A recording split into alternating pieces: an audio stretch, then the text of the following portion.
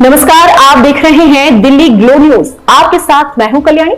शुरुआत करते हैं आज की खास खबरों से। आप सांसद संजय सिंह ने कहा कि कल उनकी प्रेस कॉन्फ्रेंस से पूरे देश को पता चल गया है कि चुनाव आयोग ने वोट चोरी की है और घपला घोटाला किया है। इसी को छिपाने के लिए झूठे, बेबुनियाद और तथ्यहीन बातें उन्होंने प्रेस कॉन्फ्रेंस में कही है।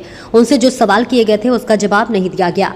SIR में जितने शिकायतें आई, चुनाव आयोग ने उस पर कोई कार्रवाई की। हमने दिल्ली चुनाव के समय लिख कर दिया कि कार्रवाई करें, लेकिन कोई कार्रवाई नहीं की। अब आप झूठे बहाने कर रहे हैं, बोल रहे हैं कि CCTV वीडियो इसलिए नहीं दे सकते हैं कि उससे निजता का हनन होगा। वोटिंग वाले दिन टीवी पर महिलाओं के वीडियो इंटरव्यू चलाने जाते हैं, जो उससे निजता का हनन हो गया। चुनावी प्रक्रिया में शामिल होना एक मतदाता के लिए गर्व की बात होती है। उसके दिखाने में कौन सी निजता भंग हो रही है।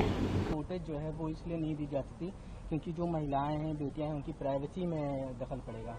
देखिए, कल चुनाव आयुक्त, मुख्य चुनाव आयुक्त ज्ञानेश कुमार जी, जिनको मैं ज्ञानेश कुमार कहूंगा, वो पूरे देश के सामने एक्सपोज हुए हैं और उनकी प्रेस कॉन्फ्रेंस से पूरे देश को ये पता चल गया कि चुनाव आयोग ने वोट चोरी की है और घपला घोटाला किया है। इसीलिए उसको छिपाने के लिए झूठे, बेबुनियाद, तथ्यहीन बातें उन्होंने कल प्रेस कॉन्फ्रेंस में कही।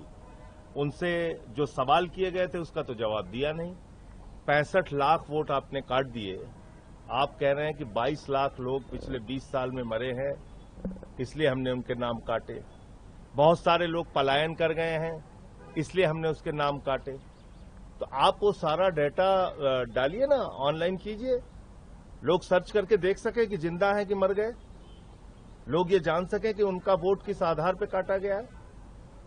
उसको आप छिपाते रहे और उसको सार्वजनिक करने के लिए सुप्रीम कोर्ट में अपील करनी पड़ी। ये कितने शर्म की बात है। आप SIR लेके आ रहे हैं बिहार में, और बिहार के अंदर एक बड़ा क्षेत्र बाढ़ से प्रभावित है, और आप चाहते हैं कि 1 महीने के अंदर सारे कागज लोग दिखा दें, 8 करोड़ लोग। क्या ये संभव है? क्या ये व्यवहारिक है? कुत्ते का निवास प्रमाण पत्र वहां बन रहा है, ट्रंप का वोट वहां बन रहा है, मरे हुए लोगों को जिंदा किया जा रहा है, जिंदे लोगों को मारा जा रहा है, लोगों का BLO घरों में बैठ के फॉर्म भर दे रहे हैं फर्जी साइन करके। इसके वीडियो सामने आए। कोई एक्शन लिया चुनाव आयोग ने? कोई कार्रवाई की? किसी बात पे जवाब दिया?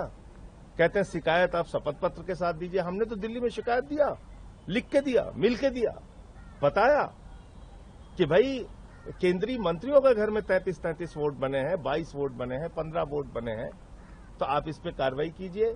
उन्होंने कोई कार्रवाई नहीं की। 42,000 वोट अरविंद केजरीवाल जी की कॉन्स्टिट्यूएंसी में चुनाव शुरू होने से पहले काट दिए गए थे, कोई कार्रवाई नहीं की। सारी चीजों की हमने सूचना दी। 14 विधानसभाओं में हजारों वोट काटने के लिए बीजेपी के कार्यकर्ताओं ने दिल्ली में एप्लीकेशन दी थी। किस आधार पर दी थी? कोई कार्रवाई नहीं। तो अब आप झूठे बहाने कर रहे हैं, कह रहे हैं CCTV फुटेज इसलिए नहीं दे सकते कि उससे प्राइवेसी भंग होगी।